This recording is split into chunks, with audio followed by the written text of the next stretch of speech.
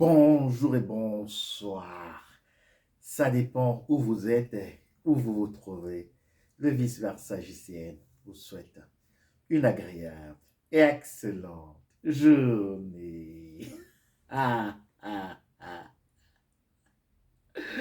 Alors, comment vous allez? J'espère bien. Moi, de mon côté, ça va. Aujourd'hui, je me propose de venir vers vous avec une vidéo. Pourquoi vous avez peur du pervers narcissique? Comment reconnaître que vous avez vaincu le pervers narcissique? Vous savez, ce n'est pas facile d'être dans une relation avec un pervers narcissique. Mais c'est encore plus difficile de guérir des traumatismes liés à la relation d'avec un pervers narcissique. Celui-là qu'on appelle sur cette chaîne le petit enfant des ténèbres.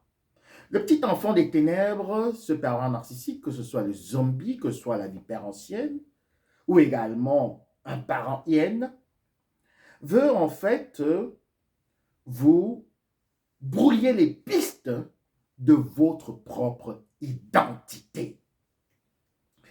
Dans ce combat, qui n'est pas seulement un combat mental, un combat émotionnel, un combat affectif, mais également un combat spirituel, face au PN, son objectif, c'est de vous brouiller les pistes afin que vous ne découvriez pas la personne que vous êtes. Quand le parent narcissique dans la relation commence à vous dévaloriser, à vous dénigrer, à vous rabaisser, c'est enfin que vous commencez à vous concentrer pas sur ce qu'il dit, mais sur l'importance de ce qu'il dit. Je vais répéter. Quand le parent narcissique vous traite, disons, de conne, quand il vous traite d'idiot, ce n'est pas le mot en lui-même qui est important, mais c'est le porteur du message qui donne de l'importance et de la valeur au mot qui est prononcé. Et c'est pour cela que dans toutes mes vidéos, je vais toujours passer en arrière-plan le côté aussi spirituel du pervers narcissique. Parce que le pervers narcissique, ce petit enfant des ténèbres, est dans trois dimensions. Nous avons la dimension humaine du pervers narcissique, nous avons la dimension animale et la dimension divine. Parce que il ne faut pas oublier que le pervers narcissique se considère comme une divinité. Dans sa dimension humaine, il va essayer de capter toutes les bonnes manières des normaux pensants, de tout ce qui l'entoure et de ceux qui sont également valorisés dans la société. Ça veut dire que le pervers narcissique, c'est qu'il faut être gentil. Humainement, il va être gentil. Le pervers narcissique, c'est qu'il faut être généreux. Humainement, donc dans sa dimension humaine, il va donc s'approprier ces valeurs qui ne sont pas les tiennes parce que dans la deuxième dimension, nous avons la dimension animale.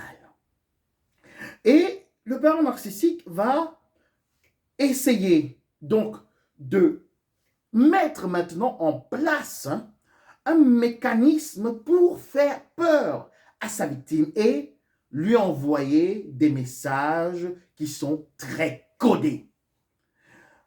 Quand vous réagissez comme le pervers narcissique le souhaite, il reste dans la dimension humaine. Quand vous ne réagissez pas comme le pervers narcissique le souhaite, il entre dans la dimension animale. Et quand le pervers narcissique vous a déjà fait peur dans la dimension animale, de telle manière que vous allez commencer à avoir aussi des cauchemars, vous allez être traumatisé, vous allez avoir la peur de rentrer du travail, la peur de le regarder dans les yeux, la peur en fait de sa nature animale, alors là, il va mettre maintenant en exergue son côté divin. Bienvenue sur la chaîne du Psychospirit.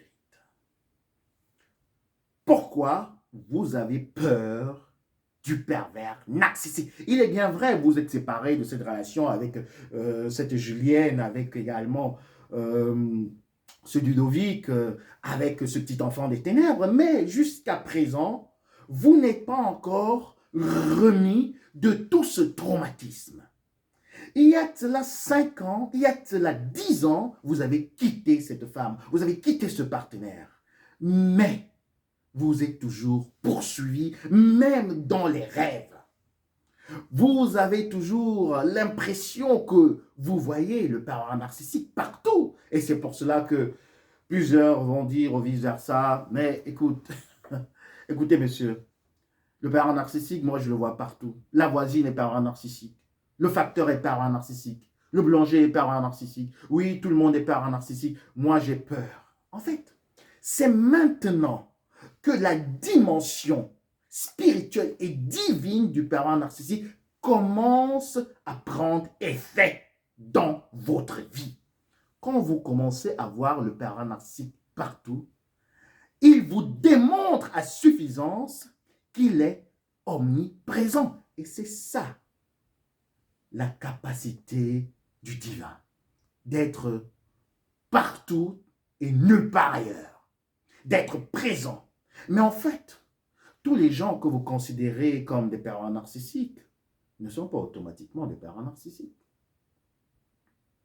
Tous les gens que vous considérez comme très toxiques ne sont pas automatiquement toxiques. Parce qu'en fait, quand vous êtes avec le pervers narcissique, il vous conduit dans les ténèbres. Il vous tient à la main. Et vous ne voyez pas ce qui se passe. Vous ne savez pas que vous êtes avec une personne toxique. Vous ne savez pas que vous êtes en relation avec un zombie. Sinon, vous aurez déjà fui. Vous imaginez que vous dormez avec un zombie, si rien qu'à le voir, vous serez déjà parti. La relation n'aurait même pas duré 2 mois. La relation n'aurait même pas duré 1 minute parce que vous aurez directement constaté que c'est un zombie. Donc, si vous êtes dans cette relation, c'est que vous ne savez pas que vous êtes également avec une vipère ancienne. Un personnage de ténèbres très maléfique et également très hypocrite. Et quand vous êtes dans une meutière, vous ne savez pas également que vos parents, pervers narcissiques, ce sont des hyènes, qu'ils ont ce côté animal qui est prédominant dans leurs agissements. Quand nous allons essayer de catégoriser tous les pervers narcissiques selon le vice-versa, nous allons voir que le zombie, le pervers narcissique extraverti, il est souvent très bruyant. Hein? Il se présente comme un lion affamé, un lion qui veut bouffer, un lion qui veut détruire, un lion qui veut la première place. Donc, c'est quelqu'un qui a une soif de reconnaissance et qui va l'exiger et aussi vouloir l'imposer. Ça, c'est le pervers narcissique extraverti. Vers l'extérieur, il va dominer. Et comme le vice-versa aime le dire, ce type de pervers narcissique peut être très vite décelé. Nous avons également la vipère ancienne, ce pervers narcissique qui est très calme, très docile, très affable, très généreux et aussi, d'une certaine manière, très sociable. Mais nous allons voir que le pervers narcissique introverti, lui-même, il a une dimension qui est très mystique. Le pervers narcissique, que ce soit Julienne, que ce soit Ludovic, que ce soit Thierry, que ce soit Marc, que ce soit Fabien, que ce soit Patrick, que ce soit Christian, est un homme, mais avec un esprit vipérien, un esprit reptilien, un esprit de sous-homme. qu'il va couvrir justement avec sa dimension spirituelle et mystique. Imaginez-vous, vous êtes en train de marcher dans la rue et vous apercevez une forme, la forme d'un homme, les pieds d'un homme, les mains d'un homme, le tronc d'un homme, la tête d'un serpent. Essayez un peu de vous représenter cela. Vous marchez dans la rue et puis vous regardez d'abord, il y a une forme de dos. C'est une personne en principe, hein, avec des pieds, avec un dos, avec des épaules, avec un tronc. Mais quand vous allez en face de la personne, il a une tête de serpent. Et c'est comme ça que le pervers narcissique manipule le monde. Parce qu'il montre un côté et de l'autre côté, il a justement cette animalité qui fait peur aux personnes qui sont en relation avec lui ou bien qui connaissent également sa dangerosité. Si vous saviez que le pervers narcissique est un reptilien, une vipère ancienne, vous serez parti. Si vous saviez que le pervers narcissique est un zombie, vous serez parti. Si vous saviez que la meute hyène, ce sont des hyènes affamées, des hyènes farouches, des hyènes voraces, des nécrophiles, une famille de dangereux, de toxiques, vous serez vite parti. Et c'est pour cela que plusieurs personnes ont découvert, voilà, par le biais de ce canal, qu'elles étaient dans des meutes hyènes après 20 années de vie, après 30 années de vie, après 40 années de vie. Qu'est-ce que ça veut dire? Ça veut dire que on ne peut pas directement discerner le côté impur et le côté animalier du pervers narcissique et aussi sa dimension spirituelle. Et comme j'étais en train de dire, le pervers narcissique vous entraîne dans les ténèbres. Et quand il vous entraîne dans les ténèbres, vous êtes concentré pas sur la personne qui est en train de vous tirer par la main, mais par l'opacité des ténèbres qui vous entourent. J'espère que vous comprenez. Quand vous êtes dans une relation avec un pervers narcissique, une pervers narcissique, vous êtes dans les ténèbres. Vous n'arrivez pas justement à voir son visage.